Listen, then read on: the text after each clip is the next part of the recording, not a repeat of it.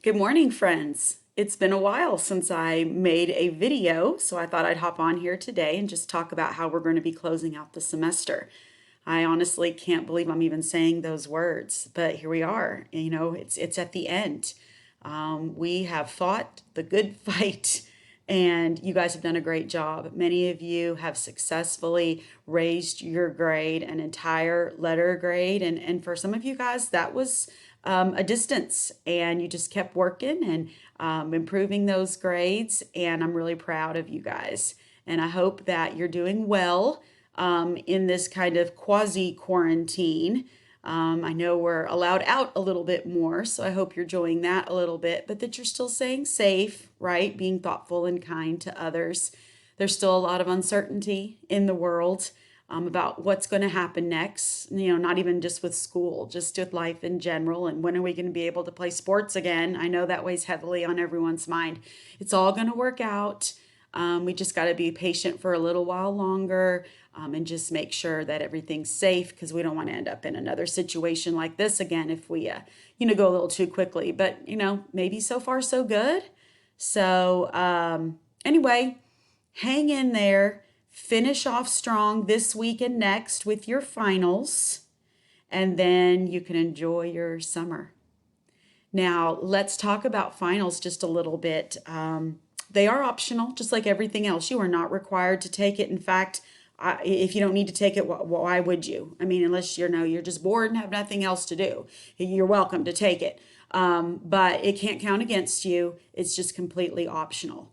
If you still need to raise your grade a couple of points, then this is a good opportunity to do that. You might be able to get those last 2 points by doing well on the final. The final in here is going to be a lot like it would have been if we'd have been in the classroom.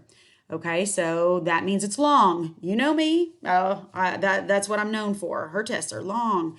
But I am going to give you the reading passages in advance. Those are posted on Edmodo today.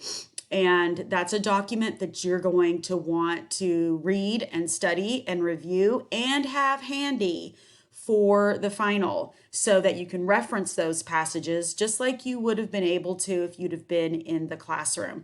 The only difference is you're going to have a number of days to already study and review them. And so it's going to be a little bit better than cold reading. Okay. So if you put some time into this, you should be able to do quite well. The first chunk of the test, probably 60%, is reading passages. And I tried to pick reading passages that really match the type of reading that we've been doing this semester. So you're going to see poetry. You're going to see a passage from Jonathan Swift. You're going to see a passage that is Gothic. It's from a Gothic novel. And I threw on a passage there from Virginia Woolf. It's a nonfiction piece that I think you'll actually like. And then the last chunk of the test, about the last 40 questions-ish, because it's 100 questions, folks. Just be ready for that.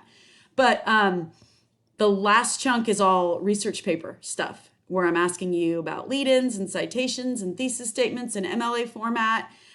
Just, is this correct? Is this not correct? Which one is correct? So, being able to pay attention to that detail for citations and other types of, other documentation issues will be a big part of that as well. Okay, so lots of questions, which means it's time consuming, but lots of questions means that you can miss more and it doesn't count too much against you. Okay, so what I'm going to do today, and I'll pull this up for you right now if I can.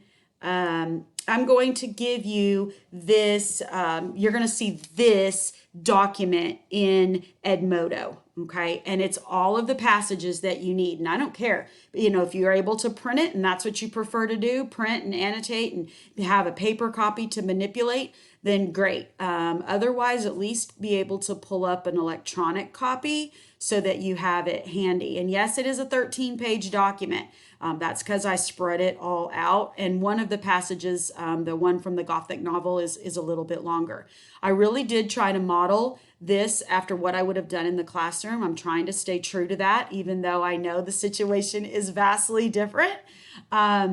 Anyway, it's still totally doable. It starts off with 2 sonnets, just like we did early in the semester, with one from Michael Drayton and another one from William Shakespeare. Okay, not too tough there.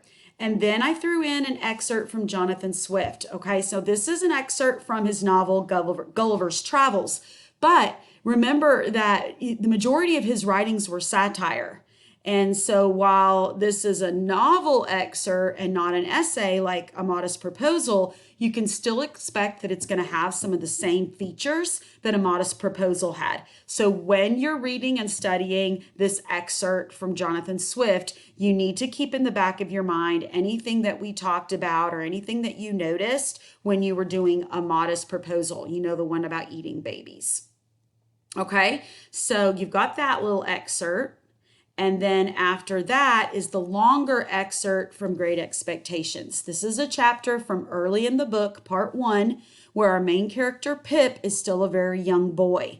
And just to give you a little background, Pip lives a rather harsh life. He's poor, he's uneducated, he's an orphan, he's being raised by his sister and his sister's husband, and his sister is tough on him. And in this particular scene, Pip has been asked to go to the home of the very wealthy woman in town. He's been asked to go there to play, which is an odd concept, but she's basically invited him to her mansion to like play cards and hang out and spend time. It's part of the mystery around Great Expectations. Like, why is she so interested in this little boy who's poor and comes from nothing? There's always got to be ulterior motives. But this particular passage is when he goes to the mansion for the very first time and he meets the people who live there, particularly the iconic Miss Havisham. Okay, and it gives you description of her and it gives you a description of her home. Also, her daughter Estella that lives there as well. And I think that you will notice some of those Gothic elements in the creepy oddness of the situation. Like I said, this passage is the long one, so you kind of have to hunker down on that one to get through it. And then you'll get to a couple of other poems. These are like those romantic poems that we did at the beginning of our distance learning, okay? This one's by John Keats, and then there's a second one here, I think there is, yes, by Elizabeth Barrett Browning, okay? The first one's an ode, the second one is a sonnet, but they both come from that romantic tradition. And then the last one is a passage by Virginia Woolf called The Lady in the Looking Glass, a reflection. And that is from the early 1900s. And while it is not exactly the same kind of reading we did with Things Fall Apart, the time period is a little bit similar, and I thought that it would be good practice for you. Okay, so the first probably 60 questions are going to come from these passages. You need to read, you need to annotate, you need to study, you need to review, spend whatever time you need to over the next few days preparing with these passages. Okay, the final questions are timed, not the entire test, each question. And I know that's stressful, and I know you don't like it that way. Well, I don't like teaching this way. So we all have to kind of make do with this balance that we're trying to achieve. So I think that I have been very fair in the amount of time that I'm giving you for each question. You may or may not agree, depending on how quickly you read. But just have to be prepared, know in advance that you're probably not going to be able to just look at these for the very first time on final day and then have enough time to get the answer. So for the question. So you've got to put in some work ahead of time, and then it's totally doable. A couple of other hints. I have organized these passages to be in the exact same order that they will be on the test. So the first questions are about Sonnet 61, and it'll tell you that. These questions are about Sonnet 61. And then it'll say the next few questions are about Sonnet 73. And then they'll say the next section focuses on Gulliver's Travels. Okay. And I'm putting them in the same order. I'm trying to do that to help you organize so that if you have it up electronically, if you have it printed, you're going to be able to follow along very easily and not be like scrambling for the right papers. And, the time is like ticking away on the quiz, right? On the final test. So that should help you guys a little bit with that part of it. Okay. The exam schedule I posted on Edmodo yesterday, so you'll know when you're supposed to take it. Tomorrow's first and second period, and I will post a code for first and second period. Only first and second period students should use that code.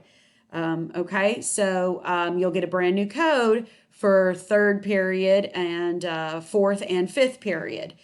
You'll get a brand new code as well. So each day will have its own separate thing. Okay, be sure that you're taking the right test on the right day based on your class period from when we were back at Pope. All right, other ways to review. Well, I've put up quite a few videos talking about different aspects of the literature. So if you scroll back on Edmodo all the way to March when we first started, or even January when we were first started talking about poetry and then Gothic literature, you might find some background information that could be helpful for you. You might find some videos that I did at the very beginning that talk about romantic poetry and other MLA citation type issues. You're going to find some links to some other outside sources that deal with MLA and citation works cited page. You're going to find that MLA checklist. That might have some things. You might want to go through it to kind of think about some writing issues. There is a document called Lead-ins and Parenthetical Citations. I would definitely review that.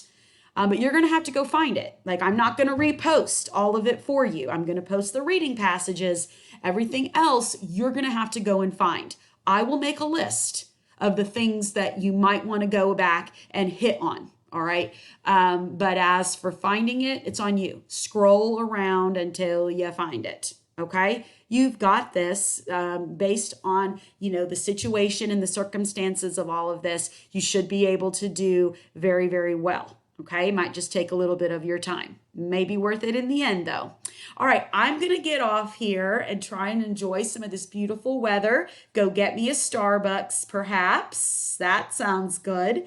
You guys take a look at those reading passages and start studying for finals, and I will see you again soon.